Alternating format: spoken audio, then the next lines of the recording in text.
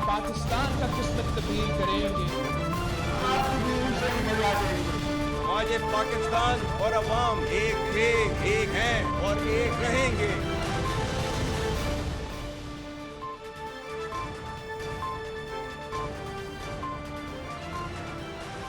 जी अस्सलाम वालेकुम। प्रोग्राम में आज चंद अहम मुद्दात के हवाले से बात करेंगे। सबसे पहले सबसे अहम खबर, अब तक की सबसे अहम खबर, कोर कमांडर्स कॉन्फ्रेंस हुई है। Army chief general Syed Asim Munir की ज़ेर सदारत और इस कोर कमांडर्स कॉन्फ्रेंस में बहुत से अहम निकात सामने रखे गए हैं और इसकी जो प्रेस रिलीज आई है उसके मुताबिक जो कॉन्फ्रेंस के शुरका हैं उन्होंने शोहदा के ईसाल सवाब के लिए फातिहा खानी की।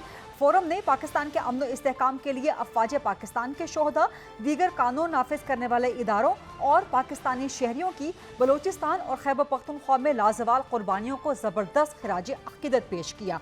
जो इस को कमांडर्स कॉन्फ्रेंस की प्रेस रिलीज आई है इसमें चंद मंदरजात, वैसे तो ये आज की को कमांडर्स कॉन्फ्रेंस ओवरऑल मजमूई तौर पे बहुत अहम रही, लेकिन इसकी प्रेस रिलीज के चंद अहम मंदरजात सबसे अहम है वो आपके सामने रख रही हूँ। फोरम ने इस बात पे जोर दिया कि फौज एक मुनज़्ज़म इदारा है जिसके हर फर्द की पेशा वराना महारत और वफादारी सिर्फ रियासत और अफवाज पाकिस्तान के साथ है। कॉन्फ्रेंस के शुरका ने कहा कि पाक फौज गैर मुतज़लज़ल अज़म से एक मजबूत और कड़े एहतसाब के जरिए अपनी अक़दार की पासदारी करती है जिसमें किसी किस्म की जानिबदारी और इस्तिस्ना की कोई गुंजाइश नहीं होती। कॉन्फ्रेंस के शुरका ने इस बात पर जोर दिया कि फौज में मौजूद कड़े एहतसाबी निज़ाम पे अमल दरामद इदारे के इस्तेहकाम के लिए लाजिम है और कोई भी फर्द इस अमल से बालातर और मुस्तस्ना नहीं हो सकता। ये कोर कमांडर्स कॉन्फ्रेंस के बहुत अहम निकात हैं, मंदरजात हैं, जिनका जाहिर है जो मुद्दा है वो जनरल फैज़ के खिलाफ चलने वाली कार्रवाई और उनके साथ जो दीगर फौजी अफसरान रिटायर्ड और दीगर के खिलाफ जो इस वक्त कार्रवाई जारी है, जो गिरफ्तार भी हैं और जो ये एक्सपेक्ट किया जा रहा है, स्पेकुलेट भी किया जा रहा है कि इस एहतसाब का दायरा कार जनरल फैज़ से जुड़े हुए नेक्सस का दायरा कार मज़ीद बढ़ सकता है, सियासी और गैर सियासी अफराद की जानिब भी आ सकता है मुमकिन तौर पे, तो उस हवाले से ये मंदरजात बहुत अहम है। इसके अलावा आज की कोर कमांडर्स कॉन्फ्रेंस ने इस फोरम ने भारत के ज़ेर कब्ज़ा मकबूजा जम्मू और कश्मीर में इंसानी हुकूक की संगीन खिलाफ वर्जियों का शिकार कश्मीरी अवाम के साथ इजहार यकजहती करते हुए तहरीक आज़ादी के शोहदा को खिराज अक़ीदत भी पेश किया। ये आज की सबसे अहम खबर रही जिसके चंद मंदरजात मैंने आप तक पहुंचा दिए। प्रोग्राम में आगे बढ़ेंगे और आज हम डिबेट करेंगे, सवाल जवाब क्वेश्चंस कुछ रेस करेंगे। हुकूमत दावा कर रही है कि मईशत बहुत बेहतरीन चल रही है। हुकूमत दावा कर रही है कि हुकूमत बहुत बेहतरीन चल रही है। खासतौर पे हुकूमत ने यह दावा किया है कि अगस्त 2024 में महंगाई की शरह 9.6% पे आ गई है। 38% हुकूमत ने कहा था कि जब उसने इमरान खान की हुकूमत का खात्मा किया था तहरीक अदम एतमाद के ज़रिए और उसके बाद 16 महीने की हुकूमत PDM की, तो उसमें 38% तक महंगाई चली गई थी। और अब हुकूमत का दावा है कि 3 सालों में पहली बार सिंगल डिजिट में आ गई है महंगाई। ये दावा कितना हकीकत है, कितना दुरुस्त है? क्या वाकई महंगाई कम हुई है? कुछ तो सर्वे हमने किया है, हमारे प्रोग्राम ने किया है, मेरे प्रोग्राम की टीम ने किया है मार्केट का। उसमें ज़रा एक कंपैरेटिव एनालिसिस मैं आपको बताती हूँ कि कौन कौन सी चीज़ें अशियाए ज़रूरिया और उसका रेट इमरान खान के दौरे हुकूमत में क्या था, फिर जब PDM की हुकूमत 0.1 आई उस वक़्त क्या था और आज क्या था। पेट्रोल इमरान खान की हुकूमत में 150 लीटर था, PDM की हुकूमत में, पहली हुकूमत में 253-54 रुपये फी लीटर पहुंच गया और अब 262 रुपये फी लीटर है। पेट्रोल तो कम हुआ नहीं, तो महंगाई 9.6 कैसे आ गई? आटा फी किलो इमरान खान की हुकूमत में 55 रुपए का था, PDM की पहली हुकूमत आई 142 रुपए का हो गया, अब 96 रुपए का है। लेकिन इमरान खान के दौरे हुकूमत के मुकाबले में अभी भी महंगा है, तब 55 रुपए था, आज 96 रुपए है। बिजली 100 यूनिट तक फी यूनिट 10 रुपए, इमरान खान के हुकूमत में PDM 1 में तकरीबन 17 रुपए और अब तकरीबन 50 रुपए फी यूनिट। मटन फी किलो इमरान खान की हुकूमत में 1430 रुपए, अब PDM 1 की हुकूमत में 2134 रुपए और अब 2224। ये भी कम नहीं हुआ तो महंगाई कैसे कम हो गई? चिकन ब्रायलर फी किलो इमरान खान की हुकूमत में 287 रुपए, PDM 1 की हुकूमत में 429 और अब 442 यानी कि 450। तो महंगाई कम कैसे हो गई? घी इमरान खान की हुकूमत में 450 रुपए फी किलो, PDM 1 की हुकूमत में 454 रुपए फी किलो और अब तकरीबन 600 रुपए फी किलो, तो महंगाई कम कैसे हो गई? आलू फी किलो 49 इमरान खान की हुकूमत में, PDM 1 की हुकूमत में 88 रुपए, अब 123 रुपए। प्याज फी किलो 40 रुपए इमरान खान की हुकूमत में, PDM 1 में 59 रुपीस और अब तकरीबन 200 रुपए फी किलो। टमाटर फी किलो इमरान खान की हुकूमत में 86 रुपए, PDM 1 की हुकूमत में 91 रुपीस और अब तकरीबन 100 से 120। चीनी फी किलो इमरान खान की हुकूमत में 89 रुपीस, PDM 1 की हुकूमत में 152 रुपए और अब 147। पिछले साल के मुकाबले में कम हुई है, लेकिन इमरान खान के दौरे हुकूमत के मुकाबले में अब भी ज्यादा है। दाल मसूर की 210 रुपए इमरान खान के दौर में, 280 रुपए PDM 1 के दौर में, 320 रुपए अब। दाल मूंग इमरान खान के दौर में 250 रुपए, PDM 1 के दौर में 270 रुपए और अब 300 रुपए। अंडा फी दर्जन इमरान खान के दौर में 133 रुपए, 260 रुपए फी दर्जन PDM 1, 300 रुपए फी दर्जन अब PDM 2। चाय की पत्ती इमरान खान के दौर में 320 रुपए की, PDM 1 के दौर में 543 रुपए की और अब 542, सिर्फ 1 रुपए का फर्क पड़ा है। दूध फी लीटर डब्बा जो पैक होता है 180 रुपए इमरान खान के दौर में, 240 रुपए PDM 1 और अब 290 से 300 और 450 रुपए तक दूध डब्बा पैक फी लीटर जो मिल रहा है। तो महंगाई कम कैसे हुई है? ये मार्केट का सर्वे आपके सामने है, यही रेट्स है मार्केट के। तो 9.6 कैसे महंगाई कम हो गई है? अगर आप इससे भी मुतमईन नहीं होते तो जरा एक नजर देख लीजिए कि खल्के खुदा क्या कहती है। हमने अवाम से भी राय ली है, शहरों में Islamabad, Rawalpindi, Karachi, Peshawar, Lahore, Quetta. Take a listen, वहाँ के अवाम क्या कहते हैं। जान तोड़ महंगाई है इस टाइम, अवाम खाने पीने से मजबूर है। कोई चोरियां कर रहे हैं, कोई भीख मांग रहे हैं, खुदकुशियाँ सरेआम मतलब बहुत ज़्यादा हुई हुई हैं।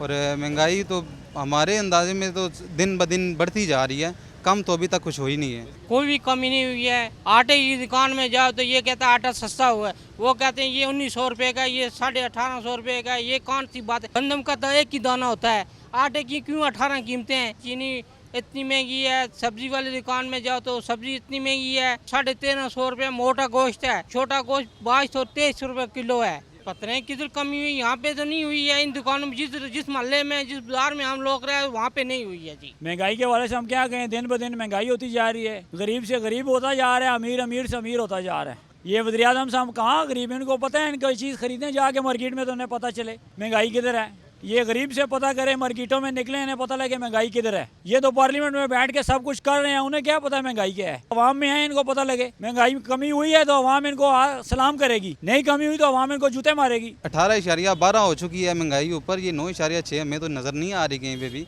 9.6% उन्होंने बढ़ाई होगी, अलबत्ता कम नहीं की। हुकूमत क्या कहती है, वज़ीर-ए-आज़म क्या कहता है, उनकी कारकर्दगी का जवाब एक आम आदमी का रोज़मर्रा का गुजारा और उसके हालात हैं। एक 50,000 वाला तनहादार बंदा अगर 20,000 रुपया उसका बिल आ जाएगा तो उसके बाकी मामलात किधर जाएंगे? ये आपके सवाल का जवाब है। कोई चीज़ सस्ती नहीं है, लेकिन अल्लाह करे हो जाए सस्ती। महंगाई तो बहुत हो गया, बेरोज़गारी बहुत हो गया। पाकिस्तान से लोग बाहर जाने का ट्रांसपोर्ट बना रहे हैं। वज़ीर-ए-आज़म से ये दरख्वास्त है कि भाई 100% में महंगाई बहुत है, अब तुम ऐसा करो 100 में से 70-75% डिस्काउंट करो। बिजली का बिल भी बहुत आ रहा है, लोग बहुत बेरोज़गार है, खाने पीने का चीज़ भी नहीं मिलता है। महंगाई का उस बंदे को पता चलता है जो चीज़ लेता है। वज़ीर-ए-आज़म साहब से पूछें, उन्होंने कभी कोई चीज़ ख़रीदी है? किसी और वज़ीर ने कभी कुछ ख़रीदा है? उनको पता ही नहीं है कि घी किस तरह मिलते है, आटा 20 किलो का तोड़ा कितने का होता है। आप एक चीज़ आज लेके आए 2000 की, अगले दिन वो आगे चलती है, पीछे कोई चीज़ नहीं आई। कोई एक चीज़ पीछे आई है, वज़ीर-ए-आज़म साहब को बताएं, वो उसकी लिस्ट बना के भेजें, फिर हमें पता चले ये चीज़ कम आई है। वैसे ही है, अगर आप देखें तो जो आटा आपका हुकूमत ने किया था 800 का 900 का, अब वही आटा 1200 रुपये का मिल रहा है। जो चीज़ें नीचे आई थी उसी तरह से वापस ऊपर जाती जा रही हैं। रात को पता नहीं रोटी मिलेगी कि नहीं मिलेगी। किराए का घर है, 25,000 रुपये बिल आया है। किराया दें या बिल दें, कोई महंगाई कम नहीं हुई जी। कहाँ पे आई है? पेट्रोल इतना महंगा है और लोग पाकिस्तान से बाहर जा रहे हैं। पाकिस्तान में तो रहने के हालात ही नहीं है। गवर्नमेंट को भी चाहिए कुछ करे, आवाम के लिए कुछ करे, अपने पर्सनल बेनिफिट्स के लिए ना करें। महंगाई तो नहीं कम हुई, हमारा GDP है वो नीचे आया। पाकिस्तान की तारीख में जो भी हुकूमत आई है उन्होंने खाली दावे किए, कोई काम अपना कोई ऐसा किरदार अदा नहीं किया है। बस आते हैं सेनेट में, पार्लियामेंट में बातें करते हैं, पेट्रोल वगैरह ये सस्ता कर देंगे, लेकिन आवाम का आज भी जीना हराम है। पिछली हुकूमत थी, वो आई थी, करप्शन ख़त्म करेंगे, ये करेंगे, वो ना कि उन लोगों ने कुछ भी नहीं किए। अभी शहबाज शरीफ की हुकूमत है, उनके भी जो दावे थे वो उसी जगह पे रह गए, उन्होंने कुछ नया चेंजेस नहीं किए। महंगाई में कोई भी कमी नहीं हुआ है। ये सारा लोग इतना जार जगह में बैठा हुआ है, ये सारा बेकारी से बैठा हुआ है। ज़बान खल्क नकारा खुदा। अवाम की बात तो आपने सुन ली। प्रोग्राम में डिबेट को आगे बढ़ाएंगे। मेरे साथ मौजूद हैं मुल्क के सीनियर सियासतदान, बड़ी ज़बरदस्त शख्सियत हैं। सियासतदानों में से खुल के दबंग बात करते हैं। पाकिस्तान तहरीक इंसाफ से साबिका इनका ताल्लुक रहा है। साबिक वफाकी वज़ीर फवाद चौधरी साहब। आप भी तहरीक इंसाफ से ताल्लुक है, आपके तो चले गए। पीटीआई आपको अपने अंदर लेती नहीं है। आप पीटीआई कौन से नहीं लेती? पाकिस्तान तहरीक इंसाफ, इमरान खान ही है ना पीटीआई, बाकी कौन? उन्होंने एक स्टे आप पे स्टे ऑर्डर लगा दिया ना उन्होंने कि जब तक इमरान खान रिलीज नहीं होते तब तक फैसला नहीं होगा। नहीं वो तो ठीक है, वो तो ओहदों की चीजें। चलिए आप कहते हैं कि आप पाकिस्तान तहरीक इंसाफ में हैं, लेकिन एक तो मैं जरा ये मईशत के हवाले से पहला सवाल आपसे करना चाहती हूँ। हुकूमत कह रही है कि जी हमने 9.6 महंगाई कम कर दी। पहली दफ़ा इमरान खान की हुकूमत से भी लेके अब तक पहली दफ़ा सिंगल डिजिट में आई है। आपको महंगाई कम होती नजर आती? पहली बात तो यह है कि ये जो 9.6% है, ये महंगाई बढ़ने की रफ्तार में कमी है। जो डबल डिजिट में बढ़ रही थी, अब वो कह रहे हैं कि जी ये अब कम होकर 9.6% की रफ्तार से बढ़ रही है। तो इसका मतलब ये नहीं है कि कीमतों में कमी आ गई है, वो कहते हैं बढ़ने की रफ्तार में कमी आ गई। और दूसरा जाहिर है कि एक बेस पॉइंट इतना बड़ा हो गया था, इतना फ़र्क जो है वो तो आना ही था। पाकिस्तान की मईशत तो तबाह बर्बाद हो गई है। अच्छा। देखें ना, इसकी वजह यह है, तो सिंपल बात है गरीदा, कि देखें हमें $8 अरब चाहिए इस साल। अगर हमें IMF का प्रोग्राम मिले, हमें उनको अभी फौरी तौर के ऊपर हमें $1.2 बिलियन सऊदी अरेबिया ने देना है, वो नहीं देते, हमारा IMF का प्रोग्राम जेपरडाइज हो जाएगा। उसके बाद हमारा जो रेवेन्यू शॉर्टफॉल है वो 98 बिलियन के ऊपर है, यानी 100 अरब रुपए के ऊपर है। अगर ये 28 सितंबर से आगे भी चला गया तो भी हमारा IMF प्रोग्राम तबाह हो जाएगा। तो हम तो ये तो इकोनॉमी की तो बात करना ही इस वक्त जो है ना, हमें तो अपनी जान के लाले पड़े हुए। किसी ने तो बात करनी है ना इस वक्त। मैं ये कह रहा हूँ कि इकोनॉमी की तो आप क्या बात करें इस वक्त। तो देखें पाकिस्तान में जो फेडरेशन को लाहक ख़तरात हैं वो इतने ज़्यादा हो गए हैं। सिर्फ एक जो ज़िद है इस्टेब्लिशमेंट की और हुक्मरानों की, माइनस इमरान खान के चक्कर में हमने पूरा पाकिस्तान का बेड़ा गर्क कर दिया। कोई समझ नहीं आ रही, पॉलिटिकल स्टेबिलिटी नहीं है, इकोनॉमिक स्टेबिलिटी नहीं है। नहीं, ये एस्टेब्लिशमेंट की जिद कैसे है? हुकूमत की जिद तो चले समझ आती है, ये जो 8 फरवरी को हुआ है, 8 फरवरी को जो हुआ और उसके बाद जो हुआ, वो जाहिर है हुकूमत और एस्टेब्लिशमेंट ने मिलकर ही तो इमरान खान को माइनस किया है ना, वरना लेकिन इसके सबूत कहाँ हैं? क्या किसके सबूत कि 8 फरवरी के में जो कुछ भी हुआ या हमारा मैंडेट जो चोरी हुआ, जाने ना जाने, गुल ना जाने, बाग तो सारा जाने है, सबूत होना अच्छा चाहिए नहीं छोड़े, आप और मैं बैठ के मीडिया पर बात कर लेते हैं ना, लेकिन कोर्ट ऑफ लॉ में आप कानूनदान भी है ना, ऐसी बातें क्या कोर्ट ऑफ लॉ में प्रूव होना चाहिए ना ये सब चीजें। देखिए ऐसी बातें ना करें, ये ऐसे ही है जैसे आप कहें कि सूरज इधर से नहीं निकलता तो मगरब से 2018 में निकलता। यही आज की हुकूमत, उस वक्त की ऑपोजिशन आप पे इल्जाम लगाती थी, आप लोग तस्लीम नहीं करते थे। अभी मेरा पॉइंट मुकम्मल होने दें, ये तो बहस ही नहीं है ना। 2024 के इलेक्शनों में जितनी बड़ी धांधली हुई, उसका मुकाबला तो पाकिस्तान के 70 सालों में हो ही नहीं ना सकता, उसका बात ही ना करें आप। असल में आगे जो चीज़ है ना, जो इशू है पाकिस्तान में, इसकी वजह से हुआ क्या? इसकी वजह से ये हो रहा है कि पाकिस्तान की पॉलिटिकल इंस्टेबिलिटी एक ख्वाब बन गई है, उसकी वजह से पाकिस्तान की इकोनॉमिक स्टेबिलिटी एक ख्वाब बन गई है, और समझ नहीं आ रहा कि आखिर इसको हमने जोड़ना कहाँ है, और जुड़ नहीं रहा।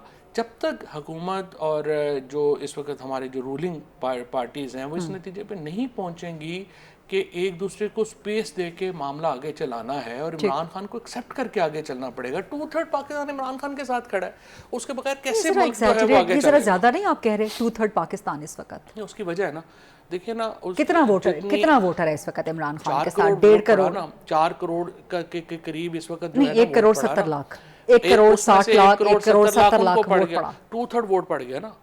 जितनी वोट सीटें निकली हैं आपकी पीटीआई की, वो 180 के करीब सीटें निकल आई ना, तो वो 2/3 बन नहीं, 12 करोड़ आपका रजिस्टर्ड वोटर है, उसमें से 1.5 करोड़, 1 करोड़ 60 लाख नहीं डाला, 1 करोड़ 70 लाख, उसमें से 2/3 तो नहीं बनता ना। ये जो सीटें निकली हैं वो तो 2/3 बन गई ना। आपने तो सीटों पे जाना है ना, पार्लियामेंट्री फॉर्म ऑफ गवर्नमेंट में ना, आप कोई टम्बकटू में तो नहीं रह रहे ना, आप पार्लियामेंट्री फॉर्म ऑफ गवर्नमेंट में, तो 2/3 मेजोरिटी इमरान खान के साथ। लेकिन इसी पार्लियामेंट में और इस दफा अगर अब इलेक्शन हो तो ये तो 3/4 पे चली जाएगी, जो इमरान खान की मकबूलियत का ये हाल है। मैं तो अभी भी मैं बाहर निकलता हूँ, हमें मुखालिफ ही नहीं बंदा मिलता।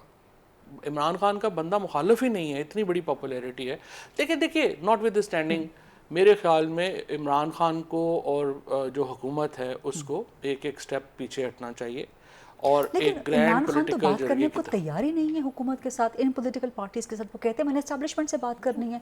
अगर इल्ज़ाम आपके मुताबिक 8 फरवरी का एस्टैब्लिशमेंट पे लगता है, मैंडेट चोरी का, जिसका सबूत आना चाहिए, लेकिन ठीक है सबूत देते हैं नहीं देते वो कब की बात है, बट आना चाहिए। अभी आपने फॉर्म्स नहीं देखे, फिर आपने लियाकत चट्टा का आपने इंटरव्यू नहीं देखा हुआ। लियाकत चट्टा ने उसके बाद जो स्टेटमेंट दी, ये तो नहीं हो सकता ना कि अगर आप बंदों को उठा लें और उसको मार मुर के स्टेटमेंट करा लें, फिर आपको स्टेटमेंट तो ना क्या लियाकत चट्टा ने कहा कि मुझे मारा गया या मुझे दबाव पे लिया गया। मिसिंग पर्सन है, आप अपने प्रोग्राम में लाए ना उन्हें, पूछिए किधर है। लियाकत चट्टा सामने मौजूद है, प्रोग्राम में उनका इंटरव्यू करें। नहीं, प्रोग्राम में इंटरव्यू तो क्यों नहीं कर पा रहे हैं? सवाब दी देना कि मैं किसको इंटरव्यू करती हूँ किसको नहीं करती, लेकिन मेरी इत्तला के मुताबिक वो अपनी फैमिली के साथ मौजूद है। मेरी इत्तला के मुताबिक वो बिल्कुल दुरुस्त है, अपनी फैमिली के साथ मौजूद है। उसको कर ही ना सकें। लेकिन लियाकत चट्टा का एक स्टेटमेंट जो आपको सूट करे और दूसरे स्टेटमेंट हल होने हैं जब पाकिस्तान की रियलिटीज को तस्लीम किया जाए। तो इमरान खान कहते हैं एस्टैब्लिशमेंट से बात करनी है। हाँ बिल्कुल करनी चाहिए। एस्टैब्लिशमेंट उसी एस्टैब्लिशमेंट में इल्जाम लगाते हैं। तो एस्टैब्लिशमेंट पे इल्ज़ाम आना है ना, जिनके पास ताकत है उन्हीं से बात होनी है, जिनके ऊपर बातचीत है उन्हीं से बात करनी है ना, उसके किससे बात करेंगे। जाहिर है कि एस्टैब्लिशमेंट ने एक कदम पीछे लेना है। और जैसे और मेरा तो ये ख्याल था, ये जो जलसा जब कैंसिल हुआ और जाहिर है कि एस्टैब्लिशमेंट की रिक्वेस्ट के ऊपर हुआ और उसके बाद जो सिचुएशन थी तो लग यही रहा था कि चीज़ें कुछ आगे बढ़ेंगी और आगे बढ़नी चाहिए। क्योंकि देखिए ना, आपने 2 साल में हर कोशिश कर ली इमरान खान को माइनस करने की, वो माइनस नहीं हुए, पीटीआई माइनस नहीं हुई, इस वक्त जो पाकिस्तान की मईशत है वो नहीं संभल रही। सो आपने एक एक कदम पीछे लेना है और उसके बाद पाकिस्तान को एक कूलिंग ऑफ पीरियड दें, जिसमें इमरान खान से भी तो ये भी तो प्रॉब्लम है ना पीटीआई से, कि अगर ये बहुत जीत गए तो ये वो ना करे जो पीटीआई के साथ 2 साल में हुआ है। लेकिन क्या मसला यहाँ पर इमरान खान की सोच या इमरान खान की अपनी एक नॉन फ्लेक्सिबल एटीट्यूड नहीं? वो कहते हैं कि मैंने सिर्फ एस्टैब्लिशमेंट से बात करनी है। तो बड़ा फ्लेक्सिबल एस्टैब्लिशमेंट कह रही है कि जी हम तो सियासत में हिस्सेदार ही नहीं है, आप पॉलिटिकल पार्टीज के साथ डायलॉग करें। पॉलिटिकल पार्टीज के साथ इमरान खान डायलॉग ही नहीं करना चाहते। एस्टैब्लिशमेंट हिस्सेदार ना हो, आई विश इतना अच्छा होता तो और क्या चाहिए था, लेकिन ऐसा तो नहीं है। हकीकत ये है कि पाकिस्तान एक वाहिमा है ना। देखिए फरीदा, अगर तो हमने मतलब एक ऐसी रियलिटीज़ के ऊपर बात करनी है जो कि नॉन एग्जिस्टेंट है, फिर तो ऐसे वक्त ज़ाया करने वाली बात है ना, फिर तो नहीं हो सकता।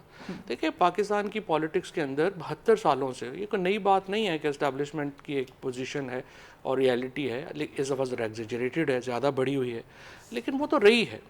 इसको उनको इसमें मैं ये नहीं कह रही कि उन्होंने को रातों रात बदल जाना है और उनकी कोई पोजीशन कम हो जानी है, बट देखें इसमें जो पॉलिटिकल रियलिटीज़ हैं उनको शामिल करना पड़ेगा। आज अख्तर मेंगल साहब ने जो इस्तीफ़ा दिया है, ये पाकिस्तान की फेडरेशन को एक बहुत बड़ा धचका है और हमें कतई तौर के ऊपर जो जेन्युइन लीडरशिप है बलूचिस्तान की, खैबर पख्तूनख्वा की, उसको दीवार से नहीं लगाना चाहिए इसका। और हमें देख रहे हैं पाकिस्तान में टेररिज्म जो है वो पूरी ताकत के साथ वापस आ चुका है।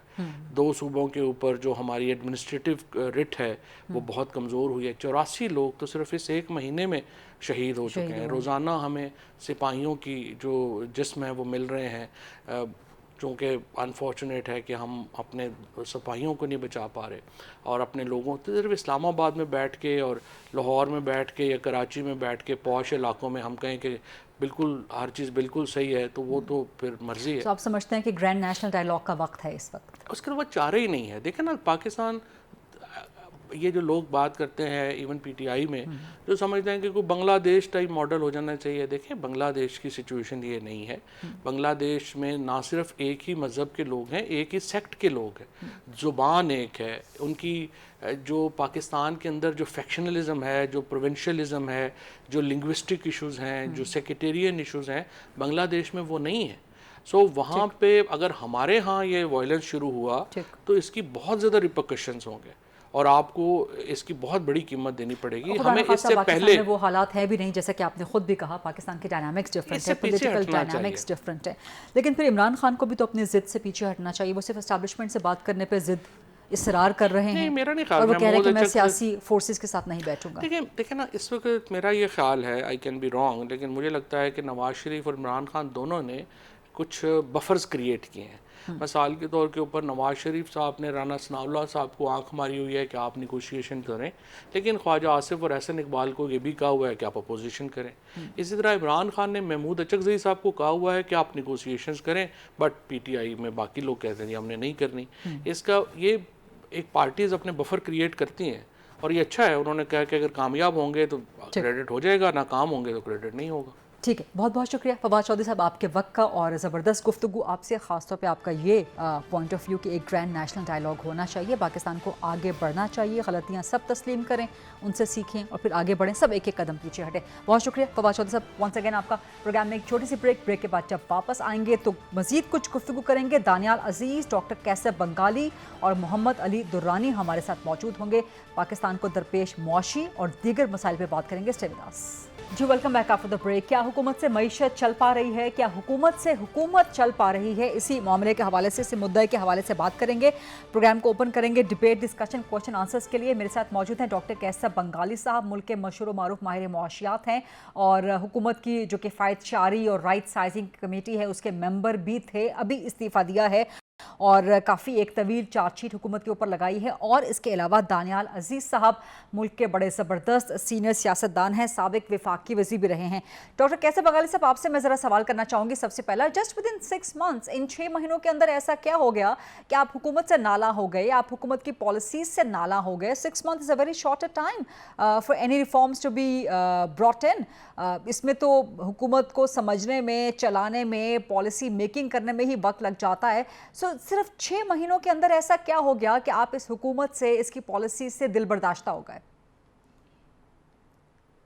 आपने बहुत सही मईशत की कंडीशन को डिस्क्राइब किया है और इसी वजह से अर्जेंसी की ज़रूरत है। ये हम आराम से बैठ के एक रिफॉर्म 8-10 महीने नहीं लगा सकते हैं इसको करने में। और ये जो कमेटी बैठी है उसकी प्रोसीडिंग्स कुछ इस तरह थी कि मुझे अंदाज़ा हो गया था कुछ शायद महीना पहले कि ये बस ऐसे ही गुफ्तगू करते हैं, इन्होंने करना कुछ नहीं है। और जब इन्होंने पहली रिपोर्ट सबमिट 5 डिविजन्स की, जिसमें 70 ऑर्गेनाइजेशंस को इन्होंने रिव्यू किया और उस 70 में से 17 जो है वो तो स्टेट ओन एंटरप्राइजेज हैं जो ऑलरेडी प्राइवेटाइजेशन के लिए ईयर मार्क्ड है, तो बचते हैं 53 ऑर्गेनाइजेशन। ठीक। उस 53 में से इन्होंने फैसला किया कि 52 को रिटेन करेंगे, एक बंद करेंगे। ठीक। ये वो जो 52 है उसमें आधे ऐसे हैं जो हमें पता है जो कम से कम पिछले 20 साल में तो कोई उनकी कारकर्दगी नहीं रही, सिर्फ तनख्वाहें ले रहे हैं और अखराजात के लिए पैसे ले रहे हैं हुकूमत से।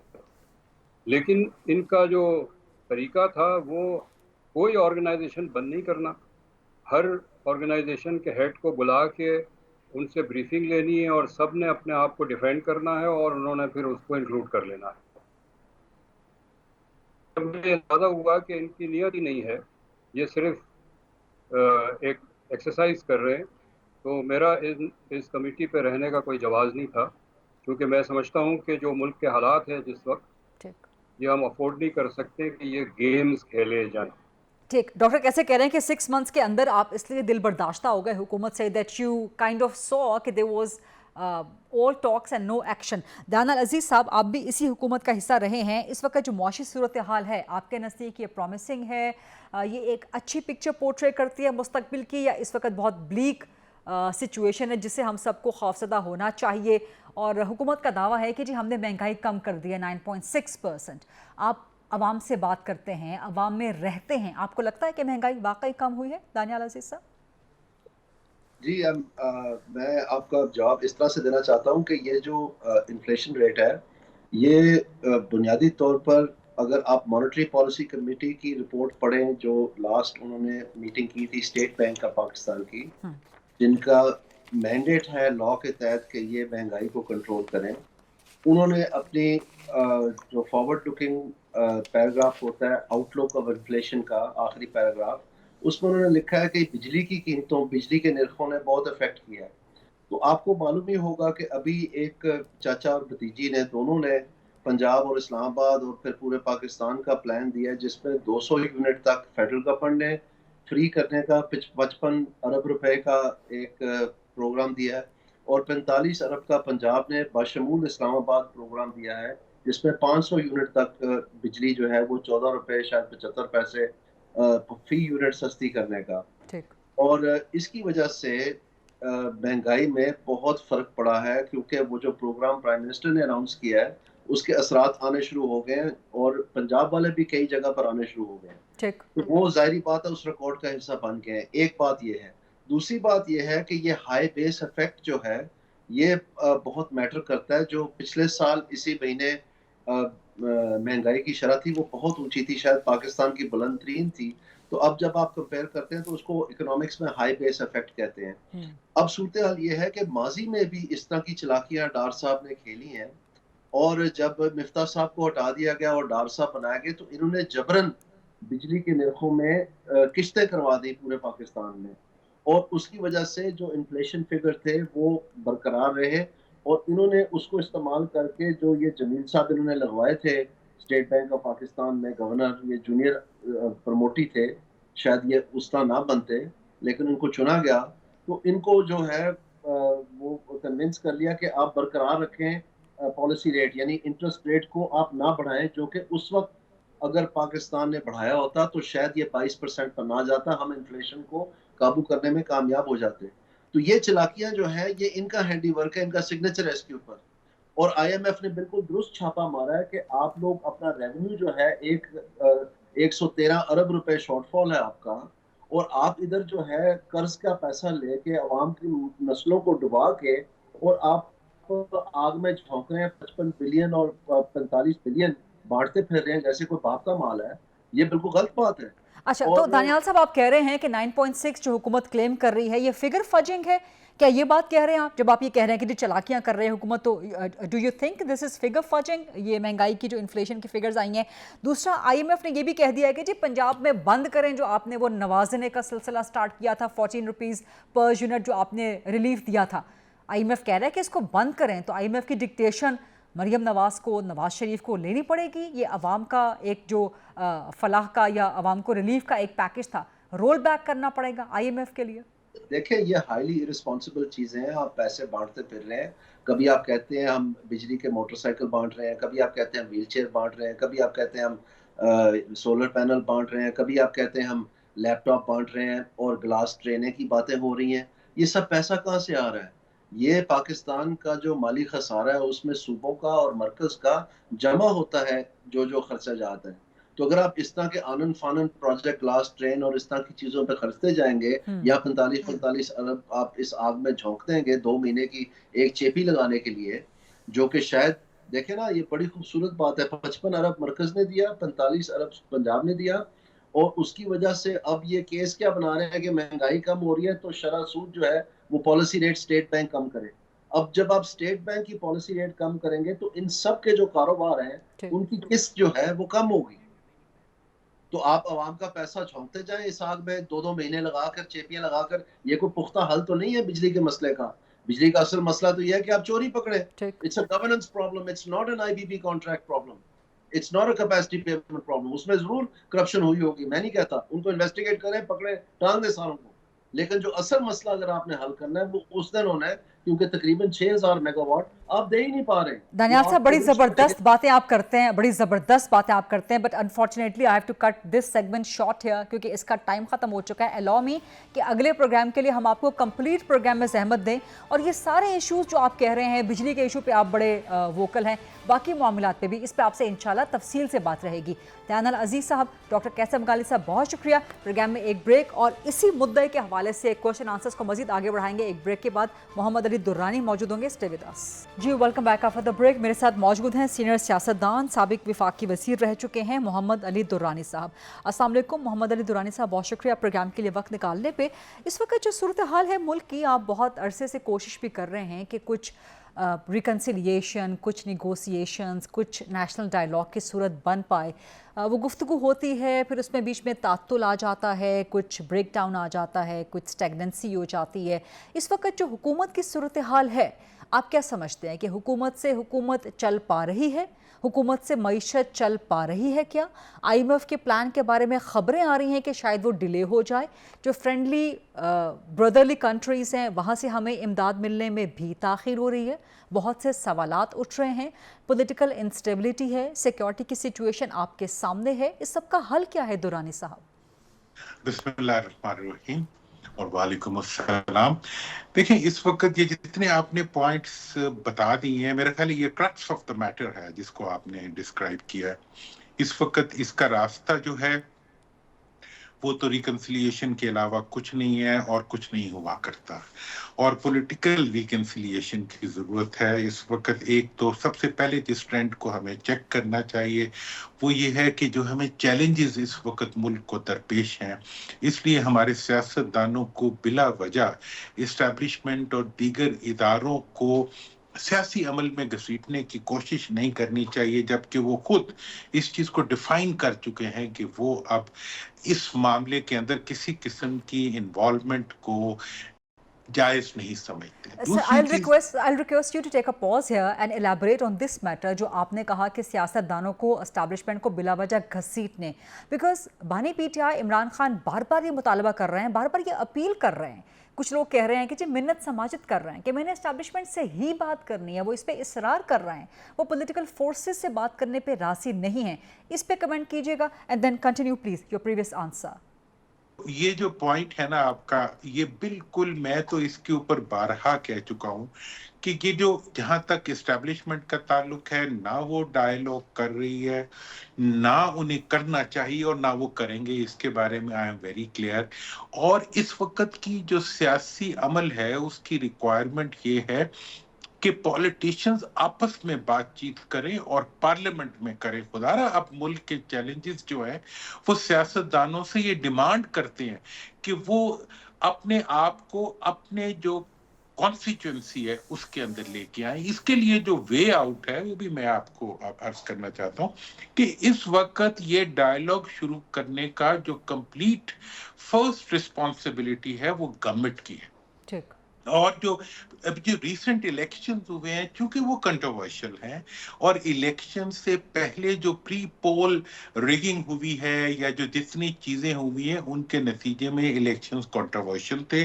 45 और 47 के चक्कर में और कंट्रोवर्शियल हो गए। लिहाजा इस वक्त इन तमाम इशू को रिजॉल्व करने के लिए हुकूमत को आगे बढ़ के इक़दाम उठाने पड़ेंगे। हुकूमत को जो सियासी कैदी हैं उनको रिलीफ दे छोड़ना पड़ेगा ताकि वो आए और बैठ के माहौल बनाए और माहौल बना सियासी कैदी क्या आपकी मुराद इमरान खान है कि हुकूमत को इमरान खान को छोड़ना पड़ेगा? एंड इफ यस तो हुकूमत इमरान खान को रिलीज कैसे कर सकती है? उन पे तो मुकदमात हैं जो कि अदालतों में फेस कर रहे हैं। तो आप कह रहे हैं इस वक्त देखें दो किस्म की बातें हैं। हुकूमत जब भी इमरान खान और सियासी कैदियों की रिहाई की बात आती है तो वो 9 मई की तरफ इसको ले जाती है। ये हुकूमत की ज्यादती है। 9 मई का जो इशू है वो एक कंप्लेंट है हमारे आर्मी की तरफ से उन लोगों के ऊपर जिन्होंने उनकी इंस्टॉलेशन पे अटैक किया, और ये कंप्लेंट जमा हुई फौज इसके पास, गवर्नमेंट के पास। अब गवर्नमेंट की रिस्पॉन्सिबिलिटी है, इसको 1 साल और 3 महीने से ज्यादा गुजर चुके हैं कि उन्होंने किसी एक मुल्ज़म को आज तक मुजरिम नहीं बनाया। और जब इस पे बात, और ये हुकूमत की ये क्रिमिनल केस है, ये पॉलिटिकल केसेस नहीं है, ये क्रिमिनल केसेस हैं। और क्रिमिनल केसेस में खुद गवर्नमेंट जो है वो मुतई होती है और गवर्नमेंट ने ही उसकी वो बनानी होती है, केस बनाना होता है, गवर्नमेंट ने ही सजा दिलवानी होती है। इसमें आर्मी तो कंप्लेनेंट है और वो उनकी कोई कंप्लेंट रिलीफ नहीं हो रही। और जब इन्हें ये कहो कि जी कोई पॉलिटिकल प्रोसेस को आगे बढ़ाओ, वो कहते हैं जी 9 मई के जो मुजरिम है वो फलां मुजरिम है। भाई वो तो सारे के सारे अभी तक मुल्ज़म है, तुमने किसी को मुजरिम तो बनाया नहीं और ना तुम बनाना चाह रहे। लेकिन यहाँ पे प्रॉब्लम ये भी है ना कि जो अदालती निज़ाम है, जो इंसाफ का निज़ाम है, उस पर बहुत सवालात उठ रहे हैं। सो मच सो कि एस्टैब्लिशमेंट भी उससे शिकायती है इस निज़ाम इंसाफ से कि यहाँ पर 1 साल हो गया 9 मई पे और किसी को सज़ा नहीं मिल सकी और सब बरी होते चले जा रहे हैं। लेकिन सर यहाँ पर दूसरा मामला ये भी है ना कि ये this is sort of a point of deadlock. हुकूमत की शर्त है कि जी आप 9 मई पे माफ़ी मांगें, पीटीआई की इमरान खान की शर्त है कि हम सिर्फ एस्टैब्लिशमेंट से बात करेंगे, तो ये डेडलॉक कैसे ख़त्म होगा दुरानी साहब? देखिए, मैं इसके बारे में बताऊं कि जहां तक सवाल है इस चीज का कि जी अदालतें रुकावट है, अदालतें बिल्कुल रुकावट नहीं है। असल में हुकूमत खुद रुकावट है कि उन्होंने कोई भी केस बना के आज तक अदालत में ढंग से भेजा ही नहीं है और कोई अपना होमवर्क उन्होंने नहीं किया जो उन्हें करना चाहिए था। जहां तक डेडलॉक का ताल्लुक है कि वो कहती है कि हुकूमत, ऑपोजिशन कहती है कि हम बात नहीं करेंगे, वो कहते हैं हम बात करेंगे। भाई बात करना हुकूमत को हमेशा, भुट्टो साहब आप तो, अब आपकी उम्र तो कम है, हमने तो बचपन में वो चीज देखी थी। 77 का जब डेडलॉक पैदा हुआ था तो भुट्टो साहब ने उस डेडलॉक को तोड़ा था और वो इस तरह तोड़ा था कि जितने भी कैदी थे जो जिनके ऊपर दहशतगर्दी के मुकदमात थे, बम केसेस थे, उन सबको लाके अपने सामने बिठाया और एक डायलॉग के प्रोसेस के जरिए उनके साथ एक सेटलमेंट की। और आज तो बड़ा एडवांटेज है पॉलिटिशियंस को कि कोई ज़ियाउल-हक भी मौजूद नहीं है जो आके उलट देगा और फौज और आर्मी खुद इस वक्त जो है पॉलिटिकल सिस्टम को ना सिर्फ प्रोटेक्ट कर रही है बल्कि पॉलिटिशियंस को इस चीज पे मोटिवेट कर रही है कि भाई आप अपने काम को खुद संभालें और अपनी रिस्पॉन्सिबिलिटी को खुद अदा करें। तो इसलिए, और दूसरी बात जो मैं इस वक्त आपको कहना चाहता हूँ वो ये है कि इस वक्त जो चैलेंजेस हम फेस कर रहे हैं उन चैलेंजेस का हल जो है वो इसमें है कि इस वक्त सूबों और जो मरकजी हुकूमत है वो पब्लिक परसेप्शन में नॉन रिप्रेजेंटेटिव है या रिप्रेजेंटेशन क्वेश्चन है। इस चीज को रिजॉल्व करके हम एक ऐसा माहौल बना सकते हैं जिस माहौल में हम आगे बढ़ें, आपस में बातचीत करें, रिकंसिलिएशन करें और रिकंसिलिएशन के जरिए पॉलिटिकल प्रोसेस को आगे बढ़ाएं। और हमारे सारे दोस्त चाइना, सऊदी अरब, IMF सब कह रहे हैं कि जी आप पॉलिटिकल रिकंसिलिएशन के जरिए ही इकोनॉमिक रिवाइवल और मुल्क की स्टेबिलिटी को इंश्योर कर सकते हैं। बहुत शुक्रिया मोहम्मद दुरानी साहब, and I am sorry to cut you short here क्योंकि प्रोग्राम का टाइम खत्म हो चुका है, लेकिन इंशाल्लाह किसी और प्रोग्राम में, किसी और नशिस्त में आपसे मजीद तफसीली वक्त लेके जो बाकी मामला रह गए हैं उस पर आपका पॉइंट ऑफ व्यू जरूर ऑनर करेंगे प्रोग्राम में। Thank you very much for being with us Mohammad Durrani साहब वंस अगेन। ये था आज का programme. I will see you tomorrow इंशाल्लाह 8 o'clock ऑन GTV। अल्लाह हाफिज़।